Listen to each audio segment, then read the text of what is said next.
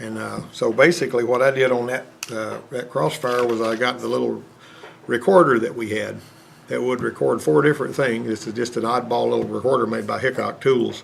And it would record injector pulse, ignition, power, and an auxiliary power. And we found out what was wrong with it. And what was wrong with it that day was this thing right here. This thing right here was what was wrong with it. Now this thing right here has got a bunch of relays in it, it's got some fuses in it and stuff, and it actually cost like $350. But that took care of her getting in it in the garage and it not doing anything. That took care of that. But once we got that started, I mean, we got that going and she didn't have any more of that kind of problem, but she was having another problem at the same time of it just quitting going down the road. She's never had it fail to start in the garage, you know, when the battery was up. But this particular time, it's just cut off going down the road.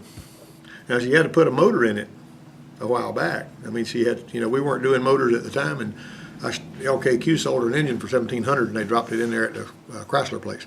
But if she'd have bought an engine from the Chrysler place for that Crossfire, it would have been $14,000 for a motor for that car.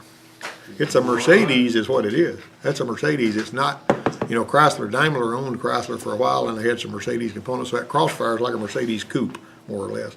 And it's a sort of pain. Anyway, let me get on with this fundamentals test. Because see if you can, if you would go up there with the tow rope and drag that thing back down here. She gave me the key, and I appreciate that. So we need to work on it a little bit. And it's just right up the road, you know. You know, you can do that. You got your truck today? Huh? I mean, you just go up there and hook a tow rope to it and drag it on down here. Yeah, it did quit on her coming in, and we got to try to get it straightened out. It's been doing that for a little bit. What type socket should be used with an air impact wrench? Black one. Why? Because the chrome was. What's the difference in the kind of steel? What is it? The black ones are malleable steel. They'll take a pounding without cracking up and coming apart. Got me? Now, every mechanic on the planet that I know has at one point or another stuck a chrome socket on there right quick and zipped the bolt off with it, you know, but you're not supposed to do that. Technician A says impact sockets have thicker walls than conventional sockets. Technician B says impact sockets have a black oxide finish. That is not always true. You know the ones that we've got, the lug nut sockets we got out here that's all different colors? I ain't talking about no dog bones or, you know, I'm talking about them little backs. They're all different colors. They're not all black oxide. They're impact sockets, right? But C is actually the one. C is the one that's supposed to be right. Two technicians are discussing the use of a typical bench pedestal mounted grinder. Technician A says a wire brush wheel can be used to clean threads. Technician B says grinding stone can be used to clean threads. Whoo, who's correct about that? B is. I will tell you what I do sometimes though. If I've got boogered up threads on the end of a bolt, I may hold it at an angle and turn it against the grinder and make it cone shaped and then hit it with a wire wheel so that maybe I can get a good start in thread, and sometimes that works. It's really something what you can learn from your daddy. Well, he looks as jumping. confused as I am right now. How- You said B is B? B? Yeah. A grinding stone? Yeah, wait a minute, let me see. It's A. Technician A is right. Yeah, the answer key is screwed up. It really is. Me and Wow. Bobby are like looking at each other. Yeah, as long as you guys knew the difference. Hey, look, they questioned me. I gave him a lousy answer because the bonehead that put the answer gave. I didn't do that. I want to talk to the guy that wrote this book, and he's a friend of mine. A hydraulic press is being used to separate a bearing from a shaft. What should be used to cover the bearing during the pressing operation? Shop ball. What about a brake drum? I don't know, that could be good. A shop cloth is something that they say, but most of the places, if you look in your textbook, if I You need to tell Mary Ann, yeah, I was going to send Willie after it, but if you could do that, I have the truck, if you have somebody that can assist me, whenever, just Yeah. tell me when you wanna do it. I'll Got help you. money with you. No, I mean, yeah, that's I fine. was gonna say Monday when I go get this Oh, I was crossfire. supposed to say, I'm going out there, Kevin. I ain't here. I don't know. No, I thought that's what you were saying. I thought you were saying, oh. I can't volunteer. You don't have to Darn, volunteer that's myself. okay. Now you can draft somebody though. not that exact same problem. It was a different problem last time. Here's the key. Right here. I just saw. Oh, that fancy little push button keys. Tell Moody I sent you. Okay. Now, anyway, if you look in a lot of your textbooks, you're gonna see them putting a big old brake drum over that bearing to do it, but a shop cloth will slow something down. But why do you wanna cover it anyway? What's the deal? So those little balls could pop out and go all over the place. Anything that you're pressing can shatter. And I've actually been pressing something, when I was working in Texas, I was pressing a big old gear that went on a crane with a big old press that we had, and that thing chipped and a piece came off of it and it went into my shoulder like a bullet. And it's still in there. Went through my shirt, in there and under the skin. And it was a little, wound there, and I could feel that thing in there. And it's still in there now, somewhere, but I never dug it out yet. Huh? But that's why I'm saying if it hits you in the eye, now these $500 safety glasses I'm wearing are supposed to, the actual lens is supposed to stop a small bullet. Now, I don't think the lens would stay in the frame if that happened, but whenever they get these safety glasses at the place where I get them at up at the eye place, they drop a steel ball from 6 feet on that lens, and it's supposed to bounce off. If it cracks the lens, they send it back and make them put another one in there. I don't think these even scratch. Yeah, they're tough glasses, but anyway. Now then, we got, now we're talking again about the stuff there. Anyway, number 4, the answer key says shop cloth, but a fender cover ain't right, a paper towel ain't right, a brake drum or a shop cloth would be right, but a shop cloth is what the answer keys want. I'd put a brake drum if I had one, but you don't always have a brake drum in your pocket. Air impact wrenches should be used with, Dry air. wow, listen to that guy. This is the most screwed up answer key I've ever seen in all my life. This don't say either A or B in it. No, actually, this was I tell you what happened. I printed the wrong answer key. Well, that makes a lot of sense. That's brilliant. But that's okay, we'll just wing it, okay? I can make this happen. I know the answers anyway, because I'm a fertilizer peddler and I'm good at it. Air impact wrenches should be used with dry air but not chrome sockets.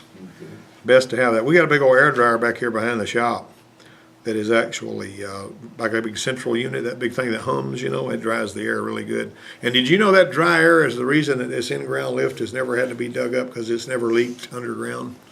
If you've got wet air in there and condensation gets in there, it winds up breaching that tank. And then they make you dig the dirt out of the ground. They don't care where you put it as long as you move it from where it's at, this kind of thing, Technician A says incandescent trouble lights may be used when working around gasoline. Incandescent's like your regular old light bulb, right? Technician B says fluorescent trouble light should be used when working around gasoline. Should it be fluorescent? Yeah, fluorescent should be used. I would use the fluorescent. And when you're working around gasoline, you want something that's not going to make a spark. And how many of you have been working with an incandescent bulb and you've got something splattered on it and it breaks? And then it goes psh, and then steam comes off of it and all that. Well, Quincy's over there and zoned out on me. Look at there. All right. Which is the best location to measure or service the engine block? B. I'd mount it to an engine stand. And you guys have got a sheet that I gave you last week that most of you probably haven't even done yet on the straight edge, measuring the flatness of a cylinder head with a straight edge and a feeler gauge, right? You got I that? did that last semester. Yeah, you need to do it again. You need to make sure that you've got that burned in. Get away from the notion that I've already done that worksheet before and I don't need to do it again. That's hogwash. That's the. I have this one guy that I taught that was doing his brake job last semester, and I taught that guy how to read a mic, and he went through all those worksheets, and I showed him again. I made sure he knew it. And then whenever it came time to mic something, he comes walking back and says, "Can you walk me through this again? I forgot how to read the mic." And probably because you're listening to that big bumping, thumping music that dumbs you down, makes you where you can't even think clearly. But anyway, I don't like having to walk somebody through something they've already supposed to have done. You know what I mean? They turn in the worksheet. They claim they're through with it. I've already done it. I'm through with that worksheet. Now I don't know how to do what it taught me to do, and you need to help me. This kind of thing. Hey, there, right, Joe? Yeah. All right, then. So, we had a crankshaft kit we put in a F-150 one time. And we put that, and the reason I'm saying this is that last little part of that, one of them worksheets, last worksheet, or part of one of them, has got measuring the straightness of the cylinder block using a straight edge. You take the bearings, you take the crankshaft out, and they got you going down through all the saddles in that block, and you're going under there, right? I don't even require you to do that part of the sheet because it's pretty stupid, We had that one time that the crankshaft just broke on it. And whenever we went to put the new crankshaft in it, when we went to buckle it down, it was locked up. When we tightened the main bearing caps, you could not turn that crank, and it was a brand new crank, new bearings, crank kit.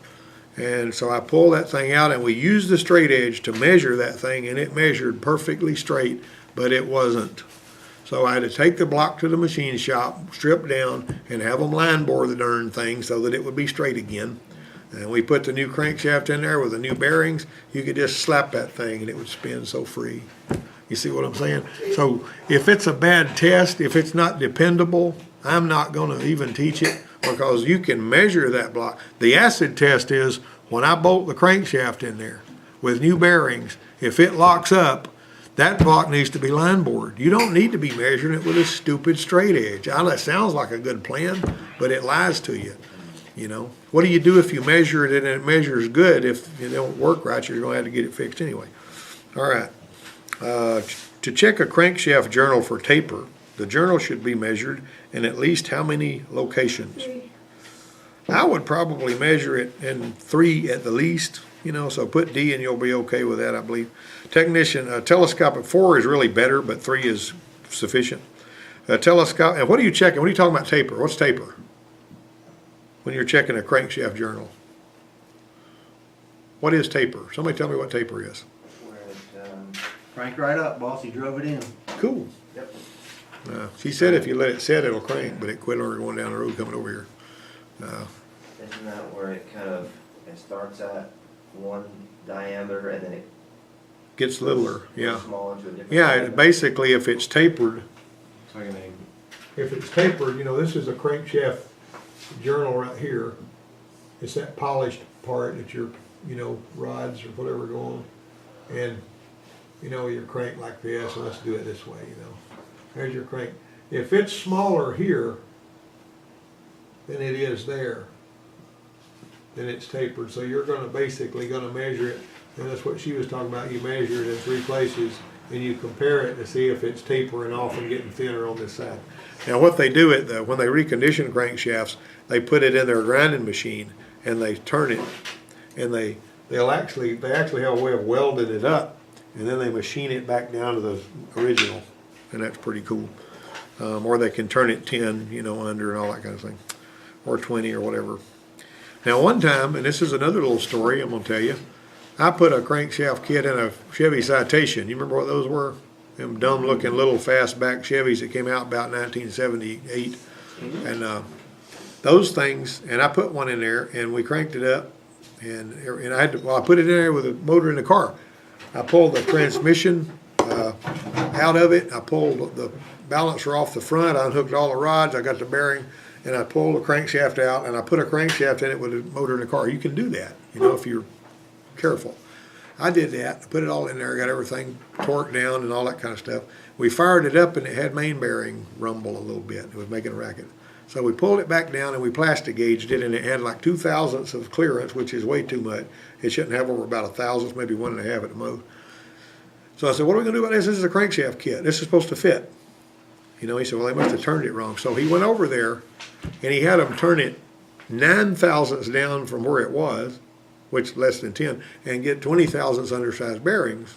Hopefully that would do it. And so we put it back up in there again and plastic gauged it again, and it still had a little bit too much clearance. So we basically took the caps, and the shop foreman says, just file them a little bit and make it tighter. And that's what I did, and it went out of there like that. I mean, but that kind of thing's a pain sometimes. All right, you don't usually have that. A telescopic gauge can be used to measure a cylinder bore. If what other measuring device is used to measure the telescopic gauge? $1 cake? Well, you don't measure a dial indicator. Micrometer.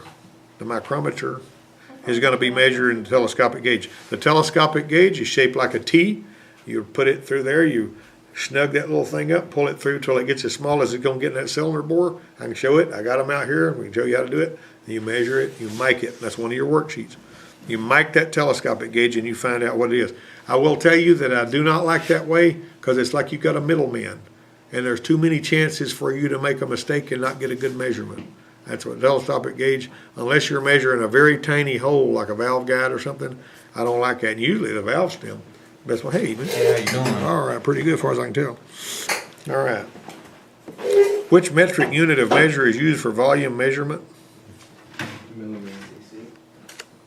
Cubic centimeters. Cubic centimeters. If I told you an engine had 6,600 cubic centimeters, how many cubic inches would it be?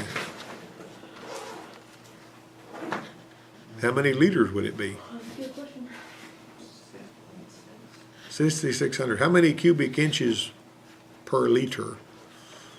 If I've got 1,000 cubic centimeters, that's 1 liter. So how many cubic inches is that?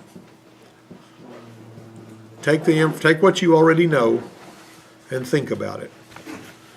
Okay, if you've got a Mustang with a 302 in it, that's 302 cubic inches, right? How many liters is that? It's 5.0. So do the math. What's 5.0 into 302? It's a little over 60 cubic inches, right? You got me? That ain't really complicated, you know what I mean? What I'm trying to do is get you guys to get to where you can make these, neural, don't bother me with this, I just want to put my hands on wrenches, I don't care what I know, this kind of stuff, I need to get away from that. All right, so that's a cubic centimeter. A dial indicator can be used to measure what? Can it be used to measure the thickness of rings, bore diameter, crankshaft end play, or piston ring side clearance? I'd say bore diameter, Okay, what would I use to measure the thickness of rings? thickness of ring. Tell me what tool I'd use to measure the thickness of piston rings. Piston rings being these right here. I keep a piston up here for all sorts of cool reasons. If I was going to see how thick those were, a caliper or or a mic would be for that. All right, if I'm going to measure bore diameter, what am I going to use? Look at question number 9. The dial gauge. Yeah. Board now. Yeah, cylinder bore, if what other device is used to measure the telescopic gauge. You got to use a micrometer to measure the telescopic gauge, but let's say a dial indicator is going to be used to measure what? You can use wait a minute, which one are we at? You get that one tool that you put in there, Yeah, you just got that dial gauge that moves Yeah. up and down. A dial indicator can be used to measure, but see, that's already a dial indicator.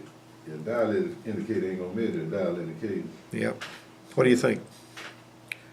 A dial indicator can be used to measure crankshaft end play. Okay, why are we even worried about crankshaft end play? Why do we have a thrust bearing on that crankshaft on one of your main bearing journals to keep the crankshaft from moving forward and backwards? Ooh, I read that in an article. You read it in an article, and I also talk about it sometimes in class. What happens if you've got a manual transmission and you mashed a clutch? You're pushing on the crankshaft, right? You're pushing forward on it because what's bolted to the crankshaft? The flywheel. What's bolted to the flywheel? The clutch. What's pushing on the clutch? You push on the clutch, you're pushing on the crank. It needs a bearing to keep that from getting out of hand. What about an automatic transmission?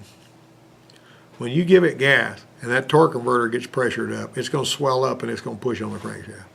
Got me? It's really important. Okay, so you got to the dial indicator. You're going to mount the dial indicator. You put it on the end of the crankshaft. You pry back and forth on the crankshaft, and you see if it's in spec. Typically, and I'll tell you, even the guys that do transmissions and stuff every day, they want you to use a feeler gauge to make sure your clutch pack has got the right kind of clearance whenever you're doing automatic transmissions. You talk to the guy that does transmissions every day, he don't ever do that. He can just put it together and tell when it doesn't have too much clearance, it's not that big of a deal. Which of these objects has a mass of approximately 1 gram? A small paper clip, which is the same thing as 1 cubic centimeter of water. Got it? A cubic centimeter of water weighs the same as a small paper clip, which is 1 gram. On pushrod engines, camshaft journal diameter is often blanked toward the rear of the engine.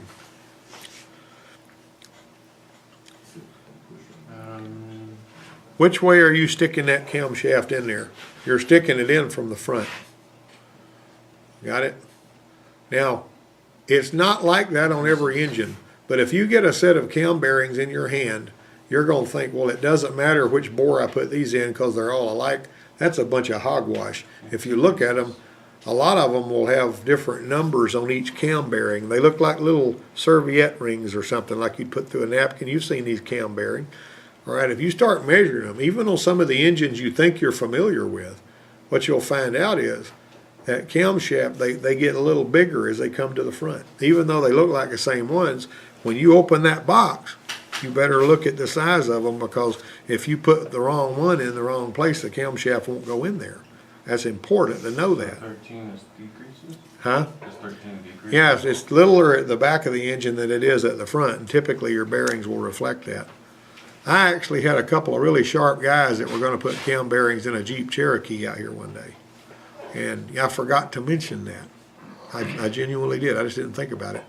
And did you know they came to me and they says, we measured the journals on this camshaft, and they're different sizes. They're not the same size all the way down.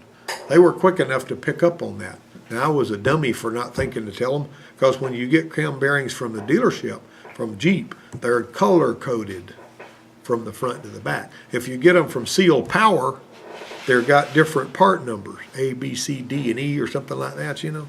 Or they'll have the part numbers numerically different and all that. So just don't forget about that when you're doing engine work. It's not that way on every single engine, but it is on a lot of them. The best tool to measure clearance between two components is what? Feeler gauge. A feeler gauge. Wiring diagrams are usually found where? Service manuals. Or they're going to be in a factory service manual. They won't be in an owner's manual. They won't be in a lubrication guide. Exploded views of components may be found in what? Service manual. Service manual. You're not going to see that in the owner's manual. Technician A says electronic service information may be expensive to access. True. Technician B says electronic service information systems can save time because they can be searched quickly. True. You're looking at Identifix, All Data, you know, some of these other ones, or your factory stuff.